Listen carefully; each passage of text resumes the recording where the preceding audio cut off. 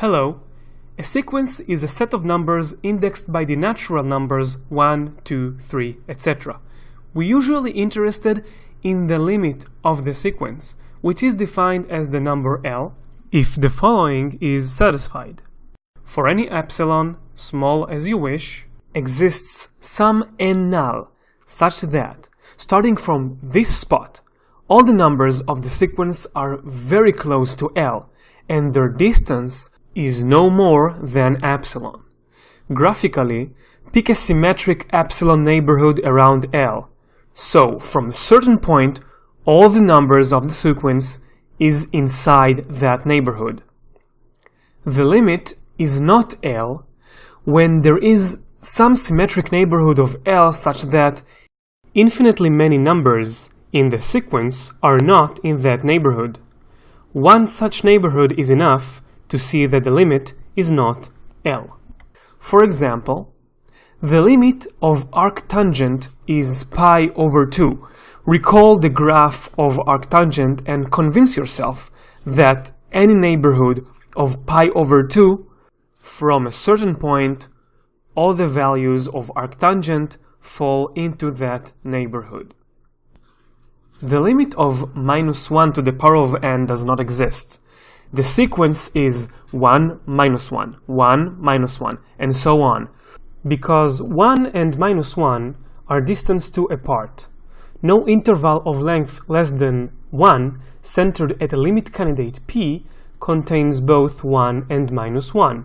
Thus, infinitely many sequence numbers must be left outside these small interval neighborhoods, so the limit does not exist. What about infinity? We have a notion of limit equals to plus or minus infinity, although that does not mean that the limit exists in the usual sense. The definition is that for any bound m, the sequence is bigger than m from a certain point. That is, pick a bound, so from a certain point all the numbers of the sequence are bigger than this number. For minus infinity, we need to choose a lower bound and observe that all the numbers are less than the lower bound from a certain point. Cauchy came up with an excellent criterion for convergent sequences. The sequence is convergent if and only if, from a certain point, all the numbers are very close to each other. It is easy to see that a convergent sequence is bounded. On the other hand, in real Euclidean spaces, every bounded sequence has a convergent subsequence, meaning that we can pick and choose a subset of numbers from the original sequence while preserving the order and get a convergent sequence. Don't get intimidated by this r to the power of n. In the context of calculus, we are interested in r, r2, r3, and that's it. Don't worry about it until the topology module. The notion of a subsequence with a limit gives rise to the notion of a partial limit. Now, this is a powerful tool. The limit of a sequence is L, or infinity, if and only if all the subsequences have the same limit, L or infinity. This is useful to prove that the limit does not exist. In minus 1 to the power of n, the odd indices give us a partial limit of minus 1, and the even indices give us a partial limit of 1. Thus, the limit does not exist. Same story with the sine function. There we have three different partial limits, minus 1, 1, and 0. For a monotonic sequence, it is enough to find a bound in order to prove that the limit exists. We have various arithmetic operations that we can apply on convergent sequences. Here, the convergence is crucial. As long as the limits exist and finite, we can add or subtract the sequences and their limits. The results will correspond. We can multiply a sequence by a constant, or two sequences together. Given that b is not 0, we can divide. Multiplication of a bounded sequence by a sequence which converges to 0 results a sequence that converges to 0 as well. The sandwich theorem is used to prove that Bn has a limit L since it is bounded from both sides by sequences with limit L. The analogy to a sandwich is clear. A spin-off of the sandwich theorem is the pizza theorem that tells us that Bn tends to plus infinity because it is bounded below by a sequence that tends to infinity. The pizza theorem can also work with minus infinity, just multiplied by -1 both sides.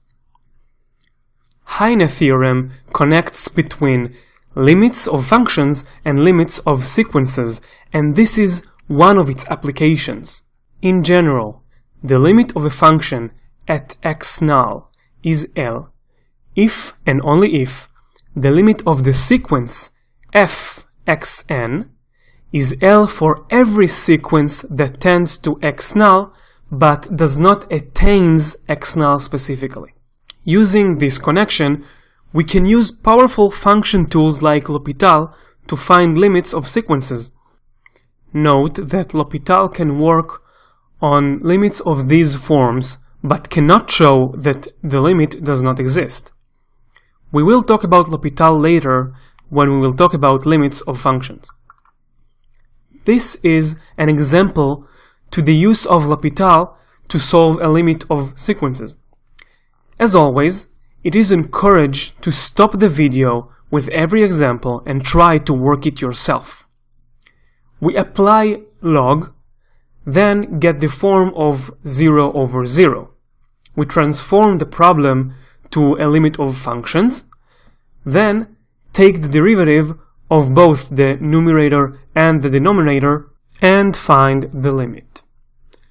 Another powerful tool is the Taylor expansion.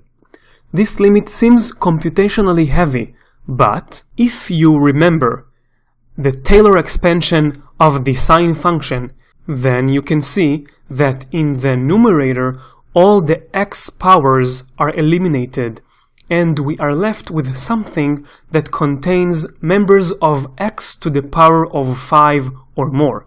Therefore, the limit is 0 by, for example, dividing by x to the power of 4. The usage of Taylor and L'Hopital will be discussed later. Quiz. Give yourself 2 minutes to solve this question. Stop the video now and continue when you are done. Welcome back. Ready for the answer?